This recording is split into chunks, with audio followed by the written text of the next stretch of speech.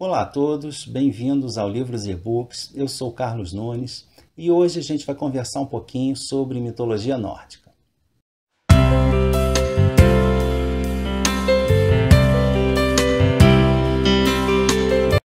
Onde o arco-íris é ponte, onde vivem os imortais, o trovão é seu guarda-voz, o paraíso.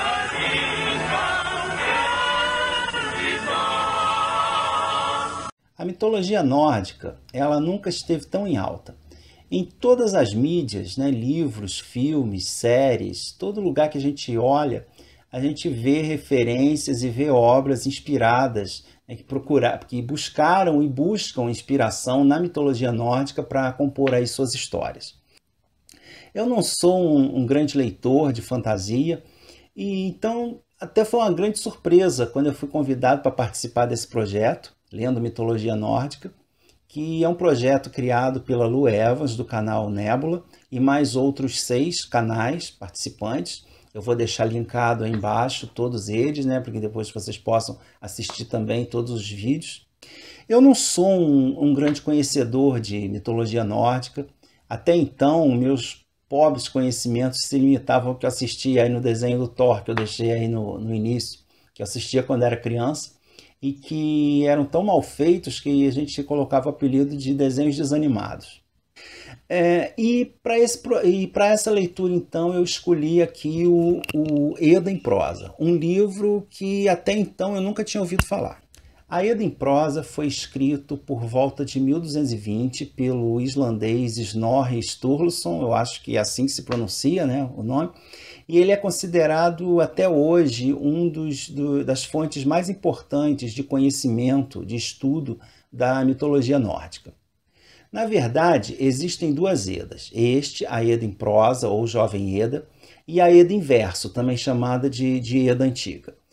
A Edda em Verso tem autoria desconhecida, é uma compilação poética de várias lendas mitológicas, entre elas o famoso Völuspá, que seria algo como profecia, que conta aí desde a origem dos deuses, a origem do mundo, até o fim dos tempos, o famoso Ragnarok, acho que é assim que se fala. E aqui na Edda em Prosa, essas histórias são narradas em texto corrido, embora seja um texto bem diferente do que a gente está acostumado. Todos esses livros muito antigos, ele tem uma forma de narrativa assim, bem fragmentada, Então, nesse aspecto, esse livro se assemelha aí a outros livros bem antigos, como os Vedas indianos, como a Epopeia de Gilgamesh e até mesmo com os livros mais antigos da Bíblia. Antes da gente entrar no livro em si, é necessário aqui um parênteses. Nessa época, a Escandinávia já estava cristianizada, e muito da cultura antiga que tinha, principalmente na parte mais continental, foi apagada. A Islândia, por ser um país mais isolado, uma ilha, isso daí se manteve mais intacto, e é desse país então que vem esses escritos antigos, entre eles aqui esse Edda, que faz parte de um conjunto maior de obras, de textos antigos, chamado Codex Regius. Outro aspecto também a ser levado em conta é que a história, nessa época, ela não era como nós consideramos a história hoje em dia, que é baseada em vestígios, em fatos, em documentos. A história nessa época ela era muito mais baseada em narrativas, em lendas antigas, relatos duvidosos. Então, muita coisa que era tida como história, na verdade, hoje em dia não seria considerado assim. Entrando na obra em si, ela inicia com um prólogo, que é uma narrativa das origens da mitologia nórdica. E interessante aqui é que os deuses seriam descendentes dos trácios, que era um povo que habitava aí onde hoje é a Turquia. O autor ele tenta aqui encaixar a mitologia nórdica dentro da história do mundo, mas naquela versão da história do mundo narrada na Bíblia, do Adão e Eva, da Torre de Babel, do dilúvio de Noé.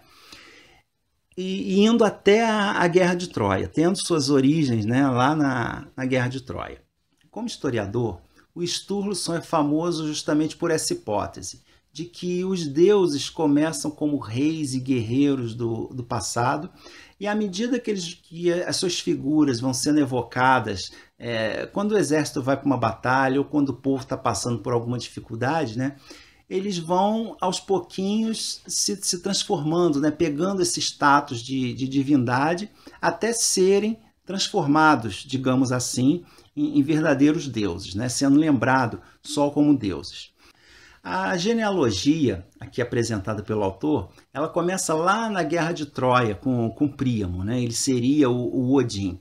Segundo uma antiga profecia, o nome dele seria exaltado no norte da Europa da forma como nenhum outro rei foi anteriormente.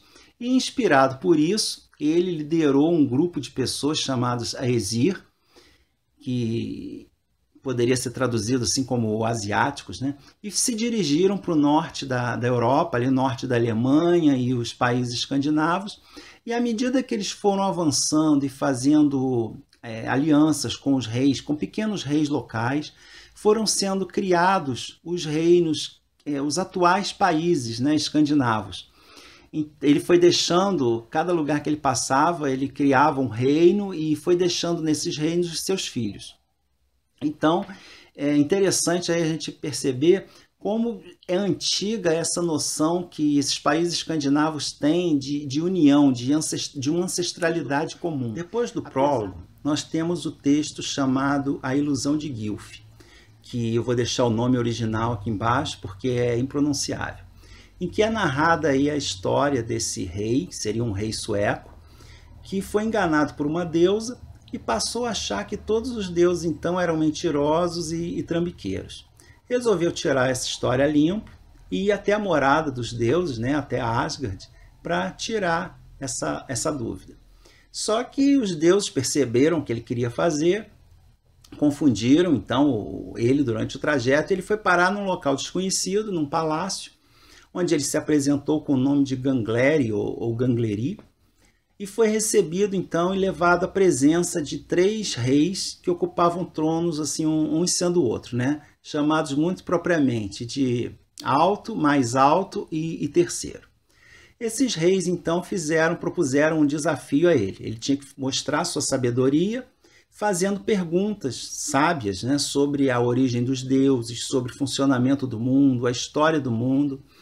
E através dessas perguntas, que cada uma era respondida por um desses reis, e foi então sendo narrada toda a história de cada um dos deuses, os seus envolvimentos entre si, a história do mundo, como são os diversos mundos, né, que compõem essa mitologia nórdica, e vai assim até chegar ao fim dos tempos e reinício, que seria o famoso Ragnarok. A segunda parte é chamada Poesia dos Escaldos. Os escaldos eram os poetas da corte e eram pessoas tidas assim, em alto conceito, porque fazer poesia era considerado uma arte bastante nobre. E os escaldos tinham posições sociais bem elevadas na corte. E essa parte a gente vê basicamente um diálogo entre Egir, que seria o deus do mar, e o Brage, que seria o deus da poesia. E o autor aqui faz essa ligação, né, entre a natureza, as forças da natureza e a poesia. Ele relata que a origem de diversos nomes dos deuses, dos lugares, de objetos e as metáforas, né, os nomes pelos quais esses itens podem ser colocados dentro das poesias. E tem uma longa lista de metáforas aí para cada um, né? Por exemplo, no capítulo 40 nós temos aqui as metáforas do ouro. Como o ouro deve ser nomeado? Como fogo de Agir, como agulha de Glazir, como cabelo de Sif e vários outros nomes. E nos capítulos seguintes, cada uma dessas metáforas é explicada por que o ouro adquiriu esse apelido, né, e com exemplos de poesias que trazem essa nomenclatura se referindo ao ouro, né? Nessa parte do Eda, né, nessa segunda parte, são feitas várias referências então à Eda antiga, que é a Eda em verso, que contém esses versos originais que a gente vê aqui.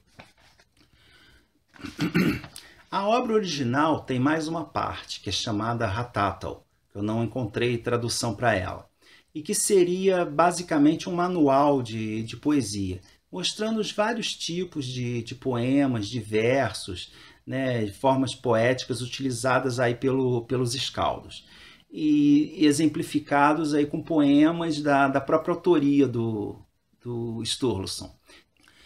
A leitura do livro em si foi um pouco cansativa, especialmente nessa segunda parte, né? Como eu disse, os relatos eles não têm uma ligação entre si, eles não têm muita lógica. E além disso, são muitos nomes, cada deus tem vários nomes, além de vários epítetos, né? Vários apelidos, como por exemplo, Senhor das Tempestades. E cada nome mais impronunciável que o outro, né? Além disso, tudo aqui é nomeado, né? Desde os animais até os objetos. Por exemplo, o personagem tal, ele montou no cavalo que chamava X e colocou na sua cabeça o capacete que chamava Y e segurou a espada que chamava Z. Então isso daí se torna cansativo, né? com a repetição. Além disso, o texto, além disso, a escrita do autor ela é bem seca, né? Bem direta. Ele simplesmente joga os mitos, ele não tem assim nenhuma pretensão literária. A gente percebe aqui que ele queria mesmo era fazer tipo uma enciclopédia, né? dessa mitologia escandinava. Mas as histórias são bastante interessantes, principalmente as contadas na primeira parte, né? E foi então aqui que eu fiquei sabendo, né, que o Thor não é um super-herói, que o Odin não é todo-poderoso, não é o superior a todos os outros deuses, e que até o Loki não é tão vilão assim. Para quem gosta ou estuda a mitologia nórdica, esse livro é uma fonte assim, maravilhosa de conhecimento. Mas eu não recomendaria assim, para um primeiro contato com essa mitologia, né? Não é uma leitura que cativa o leitor. Mas a gente vê a todo momento que o valor histórico e cultural dessa obra é imenso. Mas com certeza dá para perceber aqui a fonte de inspiração para tantas e tantas obras. Praticamente todas as obras de fantasia bebem aqui nessa fonte da mitologia nórdica e serviu assim realmente para me deixar com vontade de procurar outras obras e ter um conhecimento aí mais aprofundado dessa mitologia tão rica, tão interessante.